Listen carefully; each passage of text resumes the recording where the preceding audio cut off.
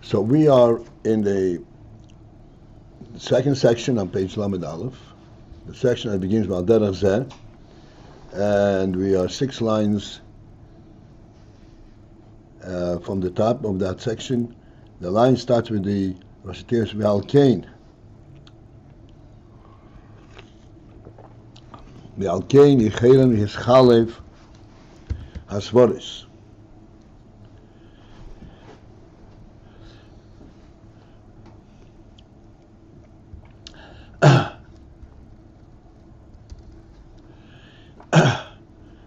The principle that the Oyer HaChesed can be mislabesh b'kli ha-gevurah and vice versa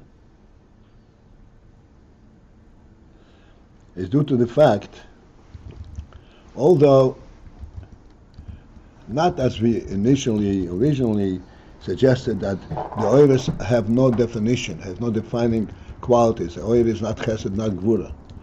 It is totally neutral, and then when it comes into the Keli, it becomes whatever the Keli makes of it. So we said no, the Oyer is Oyer HaChesed, even initially, even from as coming from its source. However, since the principle of Oyer,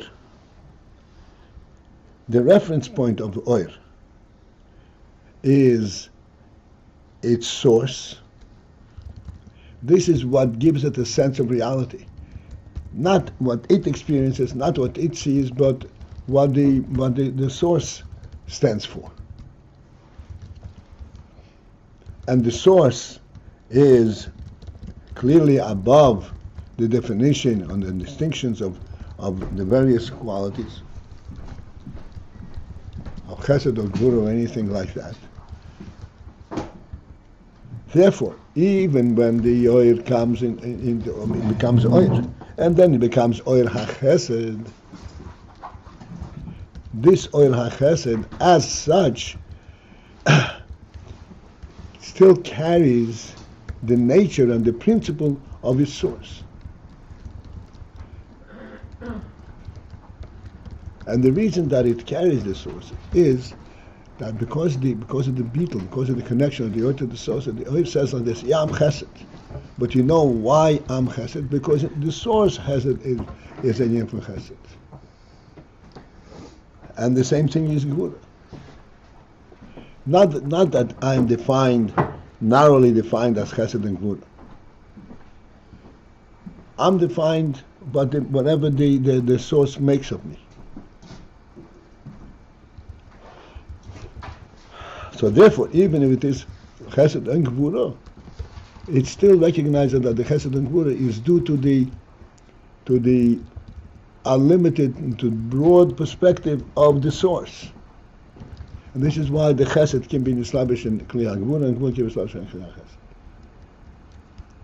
And I think we had a so to speak, a meaning moshel yesterday about this.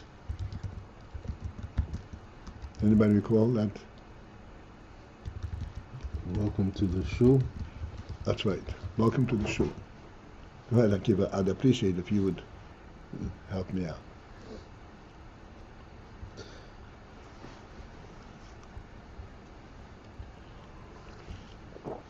On the basis that everyone is welcome to the shul, yet, and that's the basis for people entering into the shul, and people assume a place within the shul, but that place is nonetheless based on the original welcoming. So one person's place may be separate from the other person's place, but nonetheless each one is based on the original welcome.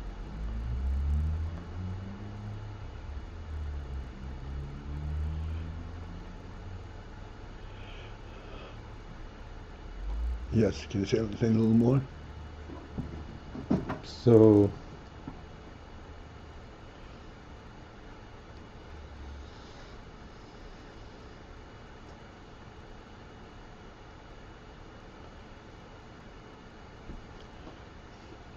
you know, good.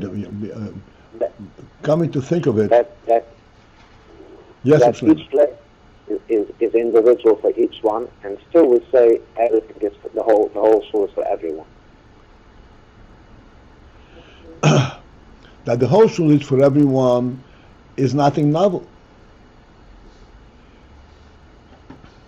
The point that we are focused on is, and we're trying to kind of put into perspective, is that every individual's place is due to the fact that it's for everyone.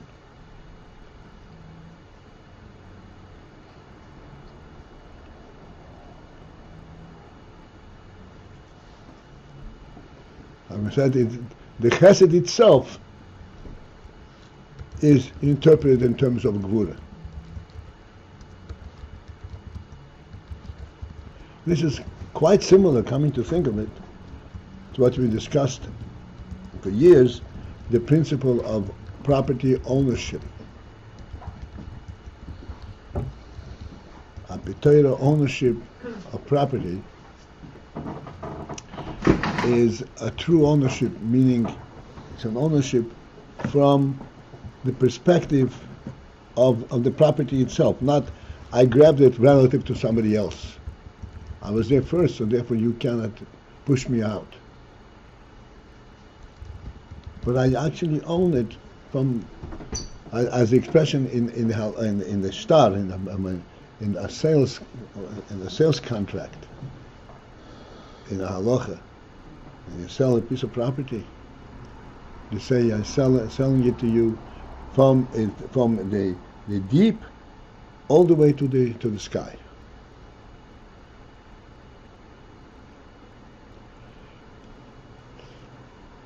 What is the deep and the sky have to do with you? You never saw the deep. You're not even going there. Because this is ownership. It is fundamentally an ownership through and through. This entire reality is yours. It's given to the human being.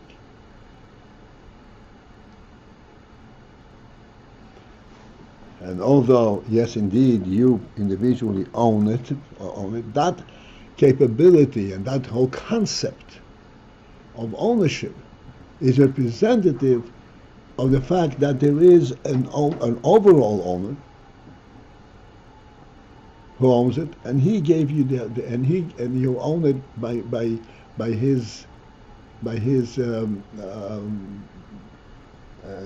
kindness. Therefore, there is in the ownership there is the chesed and gevurah combined.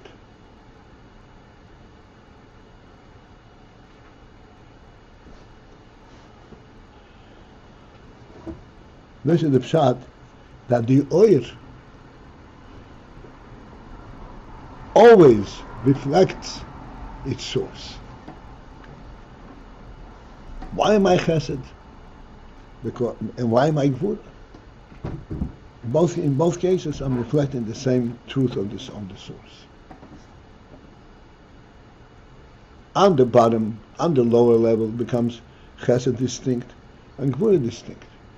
This is mine and not yours.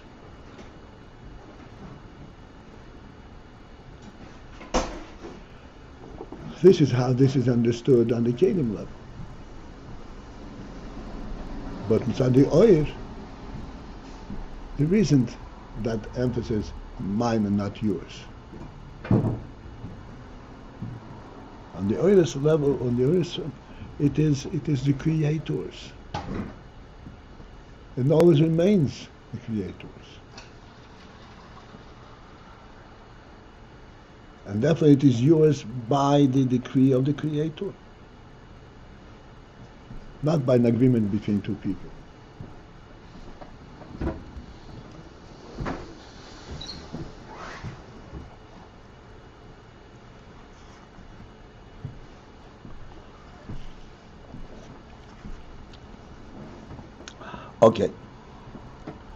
Okay, as I said, we are 6 lines into the second section.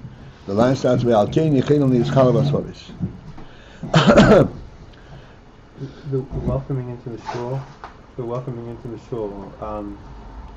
This is because it's the Eibishter's place. And let's read the last words from the previous line. Okay. It's at seicha v'asogas horav shehu b'bchinas pshitus l'gabeya.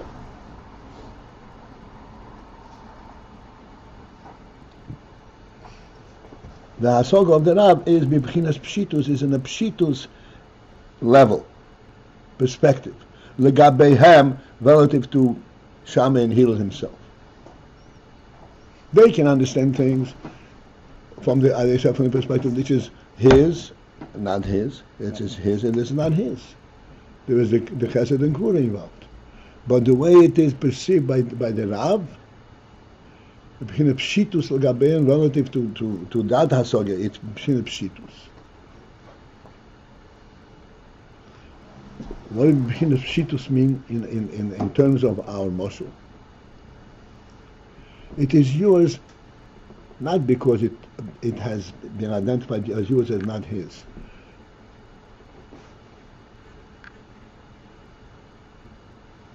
But because I want it to be yours. And the fact that I want it to be yours, this gives you a presence greater than any that you can accomplish and acquire on your own. On the other hand, I want it to be yours, and I also want it to be his.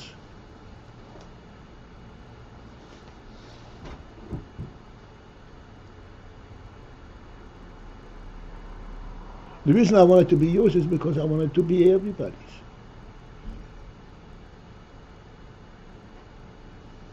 And everyone gets it from that perspective, from that pshitus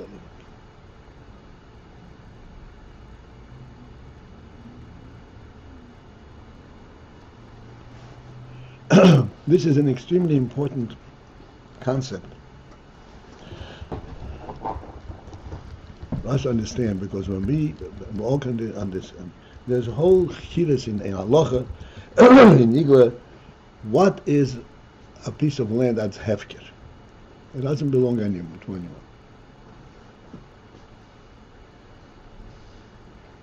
There are different definitions of hefker. This is the way it is mitzad the kelim, mitzad the nigla. It's a statement that it belongs to no one, or it belongs to everyone. What is the state of hefker? There's the whole chidus. But mitzad pnimi is mitzad the oir. Hefker is in the hand of the Creator himself. If it's in the hand of the Creator, is it in his hand and not in everybody else's? No. He created it for everybody.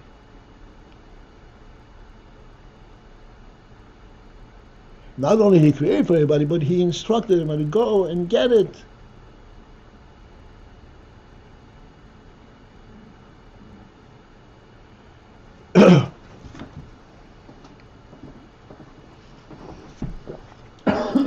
This is a phenomenal concept. Okay, let's continue. ve-alken, and thus, the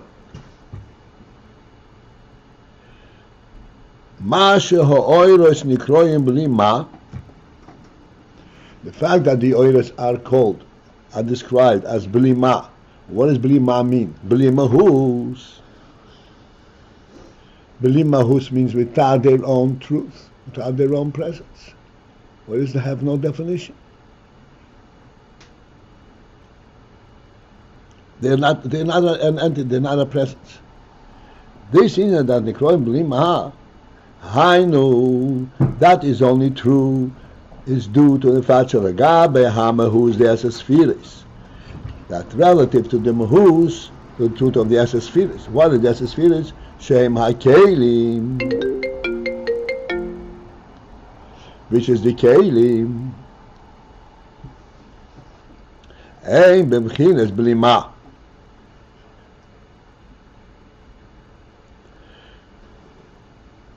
The oiros are the have the quality of blima.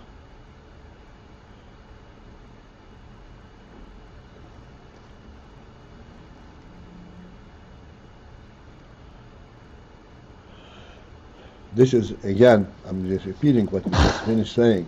This is again the same thing. Kelim in our mashal. What is kelim in our mashal?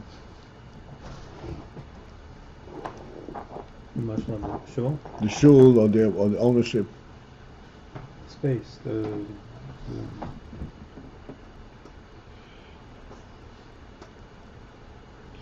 Kelim is the individual ownership, the individual right.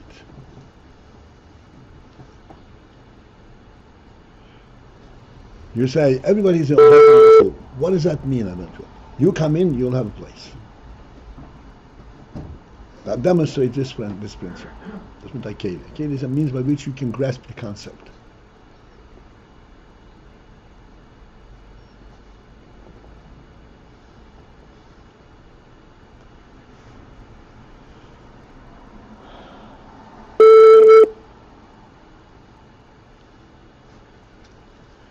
So, from the perspective of the Kelim, what makes you grasp the concept on the Kelim level? What gives it the presence? There is a Metzius, and from that perspective, the oiros are pshutim.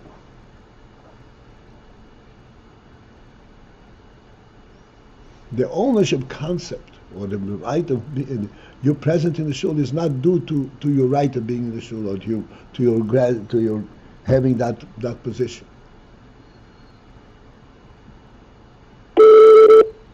Your being in the shul and your neighbor's being in the shul is identical.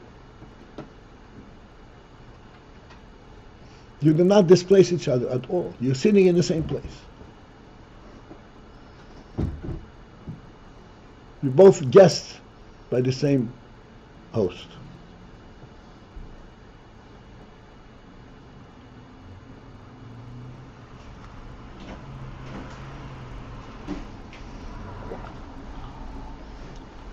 That illustrates the principle. I'm sorry, what was the principle behind that? That having a place does not displace what? Sorry. Please stop for a second.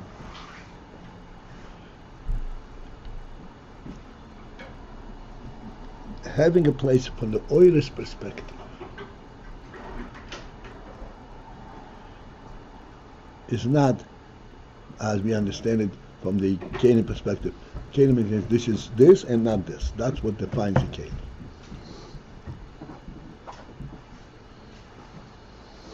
This is rampant in our life, and if we think about it. You're a guest in my home, and he's a guest in my home. You both have seats. The seat that you have is by displacing him. He's just saying, no, this is your place and not his.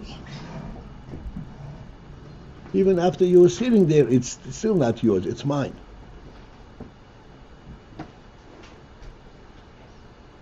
But it is yours by virtue of the fact that you are my guest. That's why we discussed many times. There's a fundamental difference between being at the chasana invited and uninvited.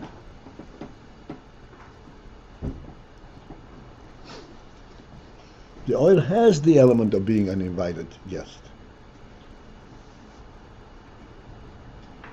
And yet, it retains its relationship to the inviter, to the owner.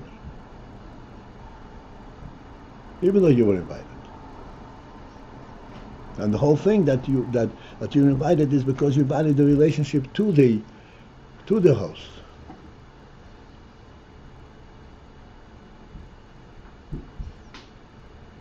What the being a guest by virtue of your guest is that, and then the other perspective is that the home is yours. Is there a distinction there between Oris Pshita I didn't follow. being a guest? You said being a guest by virtue of the fact that it's your home and we were invited, and the other level that it's your home. Is this a distinction of Oris Pshit? What's it? It's Pshitas Haor? What is the other thing? Your home? And I don't know. I'm trying to because you met. It didn't seem like it. Like there's some distinction here between. No. You didn't catch something. You're invited a guest. You come to a chassan and you had seating arrangements, and you was placed on table number 21. You have a seat over there. Okay, so now you're placed. Are you sitting on this place is because this is your place, or because this is the host's place? So that it's the host place. That's the Pshitas Haor? Yeah. And there's not an intermediary sense between Pshitas Haor. Okay, that's from the perspective. Okay, so we're making from the perspective of or. It's you're there because of the host. Yeah. From the perspective of Kalim, it's each one of us has a place there. Mm-hmm. Oh, you had to wait. You have to wait 20 minutes for this. Say again. No. That was That was an intrusion. Okay.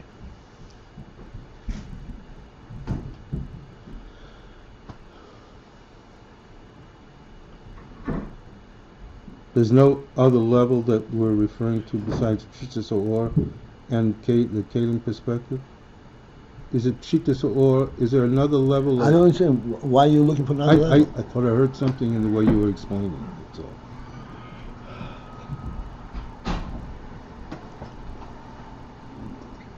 all. The Pshitas ha'oir, the way the oil is unto itself before it's mislabish in the keli. Then there is a Pshitas ha'oir as the oil is after it's mislabish in the keli.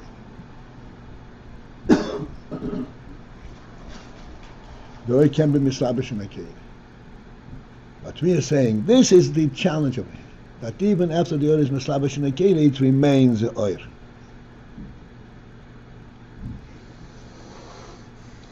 And in the guest host situation, what is the Pshitas or before the Kalim? Before it's mislavish? This is my home? Oh, okay, that's No, that's not it. It's my home, but I have many friends. It's my chasana. I mean, we're not talking about my home. Nobody. It is my environment, but this environment, it welcomes everybody in. That's before it's mislavish? Yeah, before it's mislabish. When I invite you, then it's mislabish in a case. The reason I invite you is because of the overall relationship that I have with all my friends.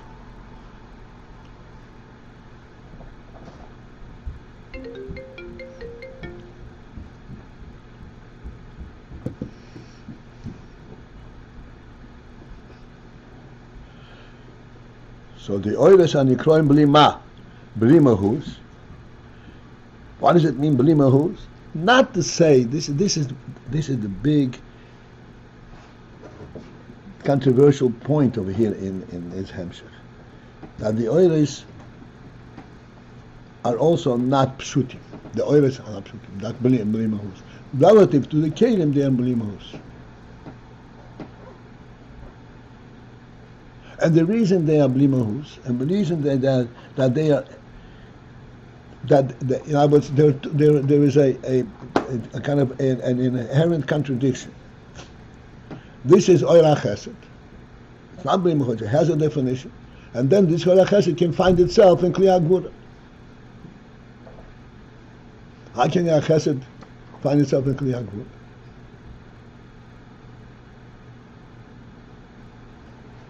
In our terms, in terms of the motion, how can one guest who has to have his place recognize that somebody else can also be in this place?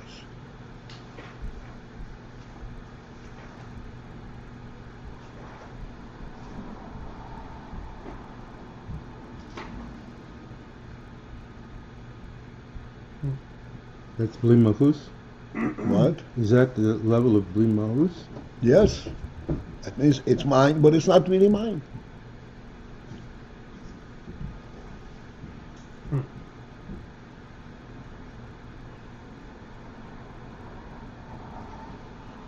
Someone Hillel and Shammai understand the Svara.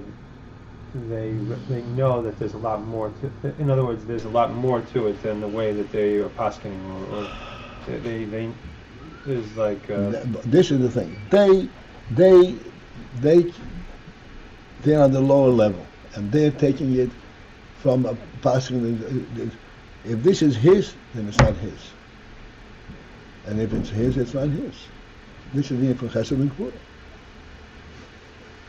Chesed and gevurah, chesed means that you're allowed here, but you're not allowed here.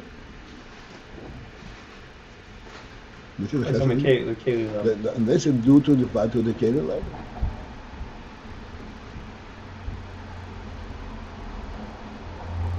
But when they go deeper to the Seichel Horav,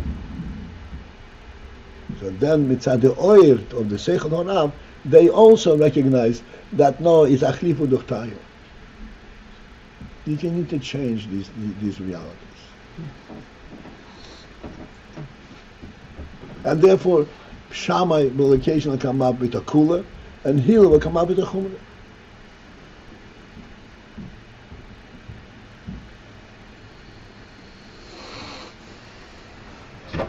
How do they remain decisive when they know that, from a higher perspective, these are interchangeable?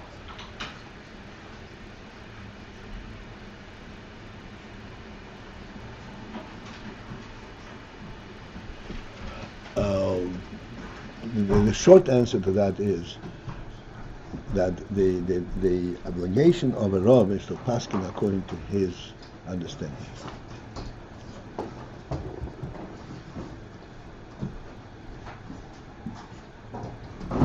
In the Sanhedrin, there were 70 sages.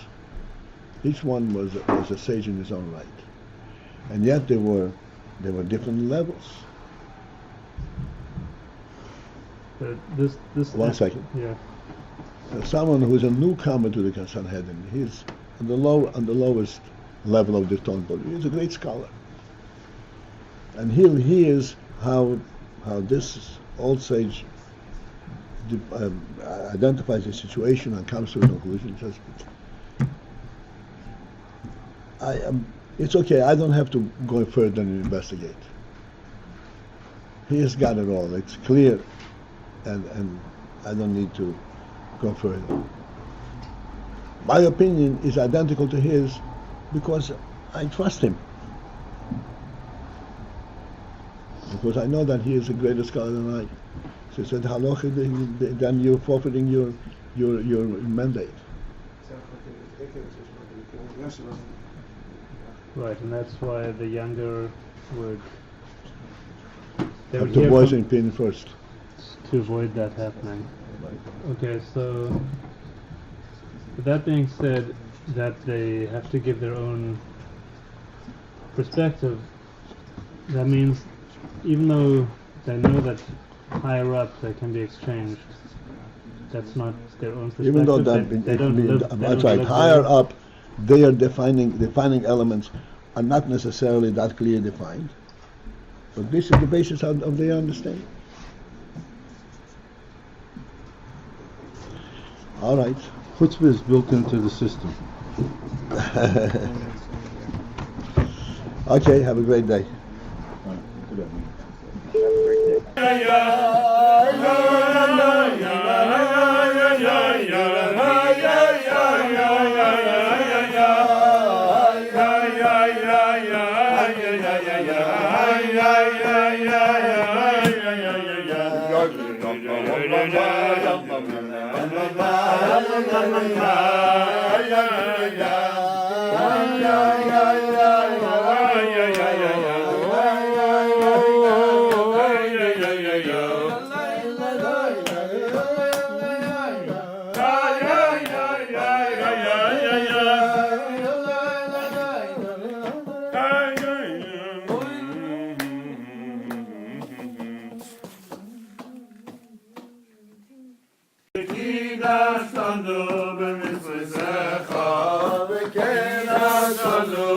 Kein Olam,